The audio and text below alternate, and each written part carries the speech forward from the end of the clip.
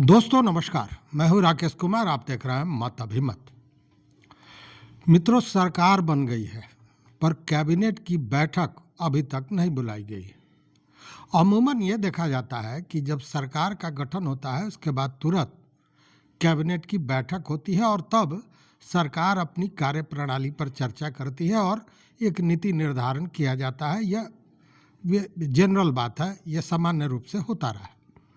लेकिन जहां चर्चा कैबिनेट के बैठक की होनी चाहिए, वहां अब चर्चा बिहार में अभी जो हो रही है वो अन्य विषयों की हो रही है और उसमें महत्वपूर्ण चर्चा है कि कौन बनेगा विधानसभा का अध्यक्ष, किस दल का होगा। गृह मंत्री जो बने हैं सम्राट चौधरी, उनके बुलडोजर मॉडल को नीतीश कुमार एक्सेप्ट करेंगे या नहीं करेंगे। क्या सम्राट चौधरी के निशाने पर प्रशांत किशोर हैं? एक्शन होगा। बीजेपी और जदयू दोनों के बीच सिंगल लार्जेस्ट पार्टी बनाने की कोशिशें हो रही है, उसमें किसकी जीत होगी यह भी एक बड़ा प्रश्न है। नीतीश कुमार कितने दिनों तक इस तरह के दबाव की राजनीति में बिहार की इस कुर्सी को झेल पाएंगे, मतलब इस साथ को झेल पाएंगे? बहुत सारे सवाल हैं, लेकिन आज एक महत्वपूर्ण सवाल पैदा कर दिया है उपेंद्र कुशवाहा ने। उपेंद्र कुशवाहा की एक ट्वीट ने, देखिए कल आपने देखा होगा कि जीतन राम मांझी ने अपने एक बयान दिया था और जिसमें उन्होंने यह कहा था कि गठबंधन की सरकार में कुछ भी कहा नहीं जा सकता, जिसका बड़ा अर्थ था। देखिए, ये गठबंधन की सरकार है और गठबंधन की सरकार में कुछ कहा नहीं जा सकता है, अपना एडजस्टमेंट की बात है। हालांकि वो बात गृह मंत्री का पद नीतीश जी ने जो छोड़ दिया है उसको लेकर पूछा गया था, लेकिन उस पर उनका जो बयान था वो बहुत बड़ा संकेत दे रहा था।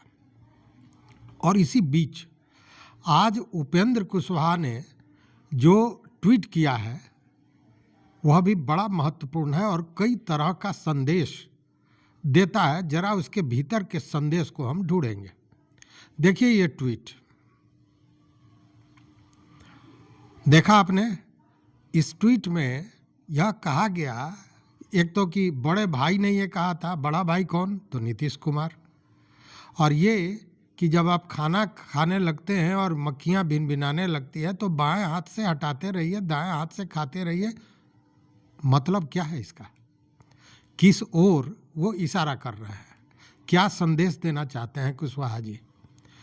किस खाने की बात कर रहे हैं?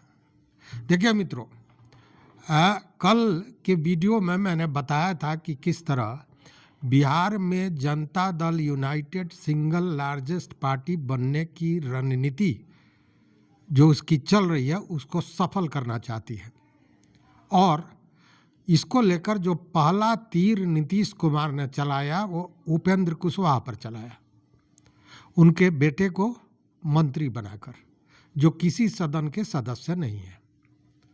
दूसरी ओर एक परिस्थिति यह भी है कि उपेंद्र कुशवाहा के लिए यह बहुत महत्वपूर्ण और उपयुक्त समय नजर आ रहा है। मतलब ये परिस्थिति, क्योंकि लड़ाई तो कुशवाहा समाज के बड़ा चेहरा बनाने को लेकर भी है और ये लड़ाई है उपेंद्र कुशवाहा और सम्राट चौधरी के बीच। इसकी भी रस्साकसी है भीतर ही भीतर। देखिए, बीजेपी सम्राट चौधरी को कुशवाहा वर्ग का चेहरा बना रही है, जबकि बिहार की राजनीति में एक छत्र कुशवाहा समाज के नेता के रूप में उपेंद्र कुशवाहा माने जाते रहे हैं। अगर उपेंद्र कुशवाहा राजनीति में खुद को कुशवाहा पॉलिटिक्स का एक छत्र बनाए रखना चाहते हैं तो राष्ट्रीय लोक मोर्चा के नेता के तौर पर वो कुछ खास प्रभाव नहीं डाल पाएंगे। जबकि सम्राट चौधरी के पास आज के दिन में गृह मंत्रालय है और वो भाजपा के नेता है, भाजपा में उनके पास अपना दबदबा दिखाने का, अपने पावर को एग्जीक्यूट करने का बड़ा मौका है। भले ही उनके बेटे दीपक प्रकाश मंत्री बन जाए, लेकिन पार्टी तो उनकी कही जाएगी 4 विधायकों वालों ही। वैसी स्थिति में उपेंद्र कुशवाहा के लिए भी ये बड़ा उपयुक्त अवसर नजर आ रहा है कि वो अपनी पार्टी को जनता दल यूनाइटेड के साथ मर्ज कर लें, घर वापसी कर लें और इसके साथ ही जेडीयू भाजपा दोनों बराबर की स्थिति में आ जाए, मतलब बड़े और छोटे का भेदभाव समाप्त हो जाए।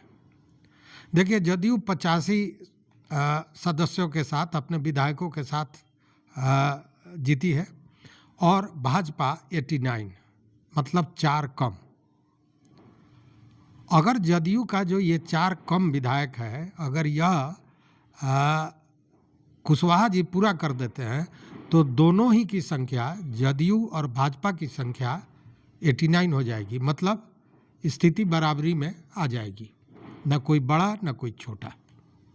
लेकिन अभी इसका मुफीद समय नहीं दिख रहा है, क्योंकि संवैधानिक नियम इसकी इजाज़त नहीं देता है नई विधानसभा में अस्तित्व में आने के पहले, मतलब विधायकों को शपथ लेने के पहले मर्जर की स्थिति नहीं बन सकती है, दल बदल का काम नहीं किया जा सकता है या किसी दूसरे दल में जुड़ा नहीं जा सकता है। संविधान इसकी इजाज़त नहीं देता है। मतलब पहले जो जिस पार्टी से जीता है उस पार्टी के विधायक के रूप में शपथ लेगा, उसके बाद ही अगली कोई रणनीति या मर्जर की बात हो या जो भी हो वो किया जा सकेगा। और ट्वीट में मक्खियों को हटाने की बात जो उन्होंने कही है, ये मक्खियाँ कौन है, इसके क्या राजनीतिक मायने हैं? उपेंद्र कुशवाहा की बात को हल्के में नहीं लिया जाना चाहिए, क्योंकि अब तक उपेंद्र कुशवाहा ने जो कहा है वो आगे जाके पूरा हो जाता है, और वो भी उस स्थिति में जब मांझी जी कह रहे हैं कि गठबंधन की सरकार में कुछ भी कहा नहीं जा सकता है, मतलब कि इसके भीतर कोई गहरा राज है और कोई बड़ा खेल हो सकता है। इतना तो तय है मित्रों कि नीतीश जी जेडीयू को सिंगल लार्जेस्ट पार्टी बनाने की मुहिम में लगे हुए हैं और उनको एक तरह से कहें कि साथ भी मिलता नजर आ रहा है। ओवैसी ने खुला निमंत्रण दे दिया है, कांग्रेस ने पहले ही नीतीश जी को न्योता दे दिया था। हालांकि यह भी चर्चा है राजनीतिक हलकों में कि कांग्रेस के 4 विधायक टूट सकते हैं, और ये 4 विधायक जो है वो कहीं ना कहीं बीजेपी के संपर्क में, ऐसी चर्चा है कि आ रहे हैं। अब देखना यह है कि कांग्रेस कैसे अपने इन विधायकों को बचाती है। अब दूसरी ओर देख लीजिए चिराग पासवान, तो चिराग पासवान ने भी इन 2 दिनों के भीतर जो बातें की हैं वो कहीं ना कहीं बीजेपी को टेंशन देने का विषय बनता जा रहा है। देखिए, चिराग पासवान मतलब लोक जनशक्ति रामविलास के पास आज के दिन में 5 सांसद हैं और 19 विधायक हैं। तो स्वाभाविक है कि जब कोई पार्टी अपनी स्थिति को बेहतर देखना है तो अपना पैर पसारना चाहता है, और अब चिराग पासवान चाहते हैं कि उनकी पार्टी भी राष्ट्रीय पार्टी बन जाए। अब ऐसे में स्वाभाविक है कि दूसरे राज्यों में उनको पैर पसारना होगा, मतलब कि अब उनकी नज़र यूपी में होगी, वेस्ट बंगाल में होगी कि वहाँ भी एलजेपी-आर चुनाव लड़े, और एलजेपी-आर के साथ एक बड़ी जनसंख्या है, मतदाताओं की संख्या है। चूँकि अति पिछड़ों की बात अगर करें तो 20-22% के लगभग मुझे लगता है यूपी में, और लगभग इतना ही वेस्ट बंगाल में भी इनकी संख्या है। और वह अगर ये खड़े होते हैं उस स्थिति में इसका सीधा खामियाजा भुगतना पड़ेगा भाजपा को। मतलब कि इसका सीधा असर भाजपा पर होने वाला है। तो एक टेंशन तो ये बीजेपी को दे दिया चिराग पासवान ने, जबकि वो हनुमान कहे जाते हैं। अब हनुमान जी ने राम जी से कुछ अपने साम्राज्य के विस्तार की बात की है या उस तरह इशारा किया है, तो इसमें नाजायज़ तो है नहीं, कोई भी चाहता है कि हम आगे बढ़ें, लेकिन क्या भाजपा इसको होने देगी, यह भी एक बड़ा प्रश्न है। दूसरी बात कि अगर ये कहें कि लार्जेस्ट पार्टी बनने के चक्कर में या उस अभियान में भाजपा की नज़र एलजेपीआर पर भी हो सकती है क्या, तो इसकी संभावना कम नज़र आ रही है। चूँकि उस स्थिति में खुलकर चिराग पासवान को सामने आना पड़ेगा और तब भाजपा का एक बड़ा वोट बैंक छिटक जाएगा। दूसरी ओर देखिए कि नीतीश कुमार और चिराग पासवान, इनकी नज़दीकियां भी कहीं ना कहीं कई सवाल पैदा करते हैं। मित्रों, नीतीश कुमार से जब गृह विभाग छीने जाने की चर्चा चल रही है, उसी बीच में अभी तो सबसे बड़ा चर्चा यही है, और इसी बीच में आज सम्राट चौधरी अपने तारापुर क्षेत्र जो उनका है वहाँ पहुँचे। वहाँ उन्होंने पूजा की, शक्ति पूजा की, और वहाँ से जो बातें छन कर आई हैं, जो संदेश उनका निकला है, वह यह कि यूपी के तर्ज पर वह भी बिहार में बुलडोजर मॉडल लागू करना चाहते हैं या कर दिया है, जिसका प्रमाण भी कल से ही शुरू हो गया है दिखना। अब जरा एक चीज़ देखिए कि सरकार के मुखिया है नीतीश कुमार, और नीतीश कुमार कभी भी, जो समाजवादी विचार के हैं, कभी भी अतिवाद की तरफ जाते नहीं दिखे हैं। कभी इस तरह का एक्शन उन्होंने कभी भी नहीं किया है, अतिवाद का समर्थन नहीं किया है। मतलब कि इस एक्शन को लेकर भी कहीं न कहीं नीतीश कुमार और भाजपा के बीच विवाद उठता दिख रहा है। देखिए, अभी तक अगर बुलडोजर के इस्तेमाल की बात करें, बुलडोजर मॉडल की बात करें, तो बिहार का बुलडोजर मॉडल ये रहा है बिहार की राजनीति में कि यह फूल बरसाने के लिए काम आता रहा है, कभी घर तोड़ने की बात नहीं आई है। अब ऐसे में नीतीश कुमार इन परिस्थितियों में सहज रह सकेंगे? शायद नहीं।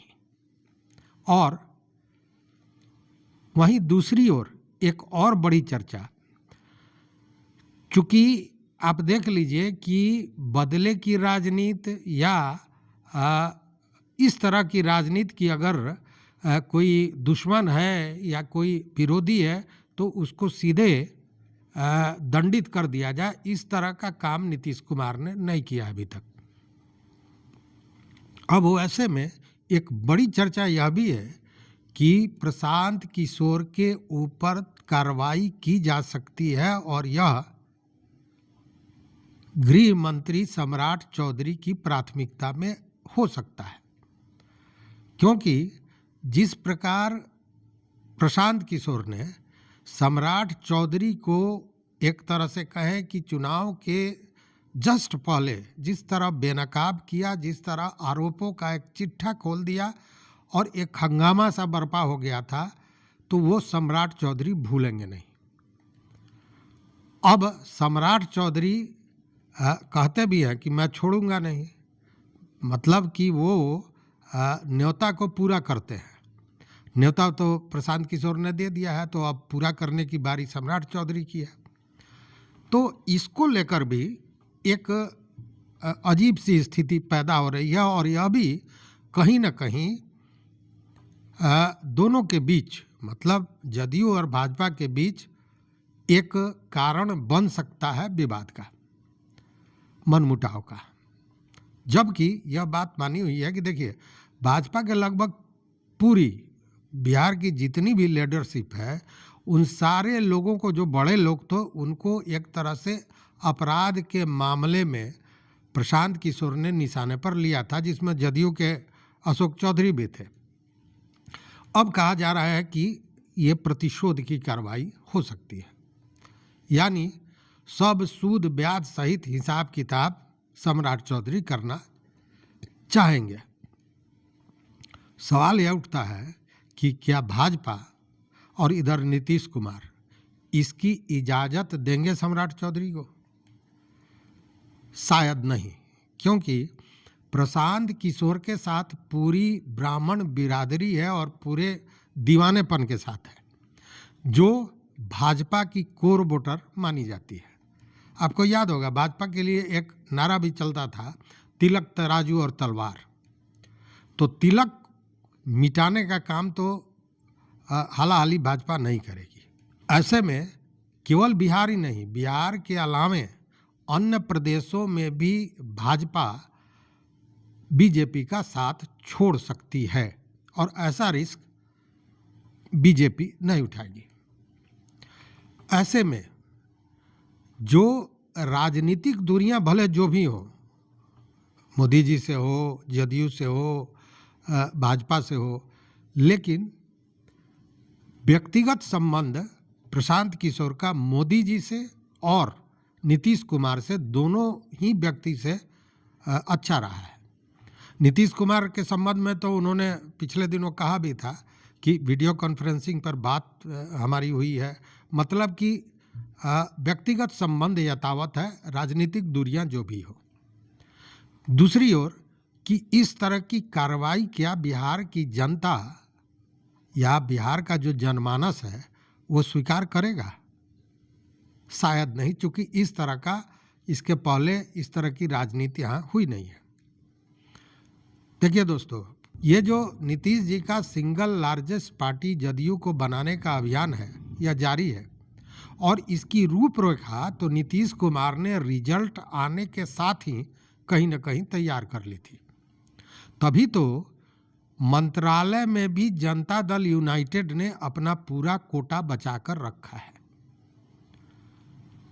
दूसरी ओर जितने भी बोर्ड हैं या निगम हैं या इस तरह की संस्थाएं हैं जहां अध्यक्ष वगैरह बनाए जाते हैं, वो अभी तो नीतीश कुमार को ही बनाना है। मतलब कि अगर बाहर से कुछ लोग आते हैं, बुलाए जाते हैं, स्वागत किया जाता है, तो उनके लिए, उनके स्वागत के लिए स्थान रिजर्व करके रखा हुआ है। जबकि इन सारी चीज़ों में सम्राट चौधरी भले ही गृह मंत्री बन गए हैं, लेकिन उनकी तो चलने वाली है नहीं।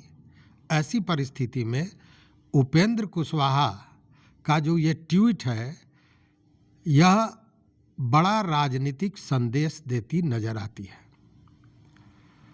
अब देखना यह है कि बड़े बनने के दौड़ में कौन बाजी मारता है। नीतीश कुमार को है कि वो भाजपा से बड़ी पार्टी बन जाए। भाजपा भी चाहती है कि वो अपनी संख्या इतना भर कर ले कि बिना नीतीश कुमार के ही वह अपना शासन कर सके, अपना सरकार चला सके। वैसे में उन्हें भी शतक की जरूरत पड़ेगी। अब यह 100 का जो आंकड़ा है, देखने वाली बात है कि पहले कौन पूरा करता है। जबकि मुझे लगता है कि भाजपा के लिए यह थोड़ा मुश्किल है बनिस्पत जदयू के, चूँकि अब अगर महागठबंधन की बात करें तो नीतीश कुमार के लिए महागठबंधन के दरवाजे तो बजाबते खुले हुए हैं, रेड कारपेट बिछा के तैयारी भी की जा रही है स्वागत की। लेकिन अब जो पहले जो बाध्यता थी, जो तेजस्वी कहते थे कि मुख्यमंत्री मैं ही बनूंगा, अब वो स्थिति में 25 सीट को लेकर कहीं से नहीं है। मतलब महागठबंधन की सरकार बन जाती है और अगर उनको केवल उप मुख्यमंत्री का भी दर्जा मिल जाता है तो वो बड़ी संतुष्टि से साथ देंगे।